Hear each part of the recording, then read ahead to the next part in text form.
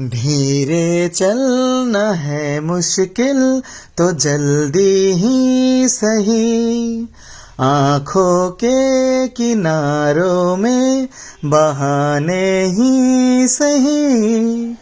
हम चले बहारों में गुनगुनाती राहों में, धड़कने भी तेज है अब क्या करे। আরে রুকো রুকো রুকো, দাঁড়াও দাঁড়াও দাঁড়াও দাঁড়াও দাঁড়াও দাঁড়াও 1 মিনিট। আমি তো সিকিমে ঘুরতে গিয়েছিলাম। হাই ফ্রেন্ডস, তো কেমন আছো সবাই? আমি তো সিকিমে ঘুরতে গিয়েছিলাম।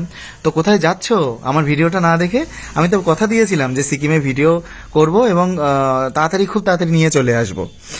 এই দেখো, আমরা সেদিন পৌঁছে গিয়েছিলাম তো সিকিমের ছাঙ্গু লেক। এটা হচ্ছে সিকিমের ছাঙ্গু লেক।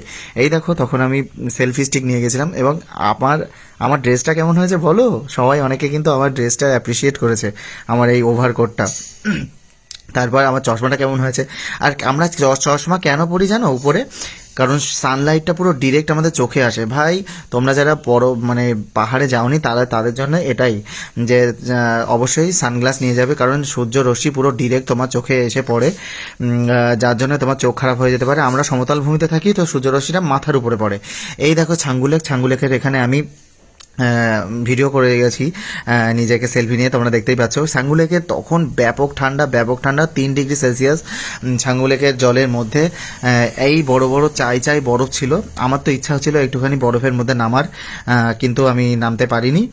আর ওখানে ছাঙ্গু লেকটা ওখানে নামতে দেয় না, কারণ ওটা মিলিটারিদের একটা পবিত্র জায়গা। সেদিন আমরা বেরিয়ে পড়েছিলাম গাড়িতে করে ছাঙ্গু লেকে দেখার জন্য। তো অনেকটাই খরচ হয়ে গেল, প্রায় 4,000 টাকার মতো খরচ হয়ে গেল। তো তোমরা যারা সিকিমে ঘুরতে আসোনি তাদের জন্য এই ভিডিওটা, এই ব্লগটাই ছোট মিনি একটা ব্লগ করেছি তোমাদেরকে।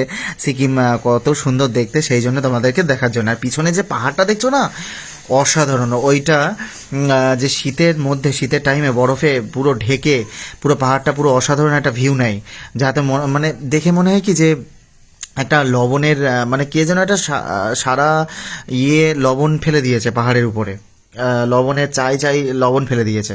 তো আমি অনেকক্ষণ ধরেই ভিডিও করছিলাম। তো এই ছিল আমার সিকিমের ছাঙ্গু লেকের ভ্লগ।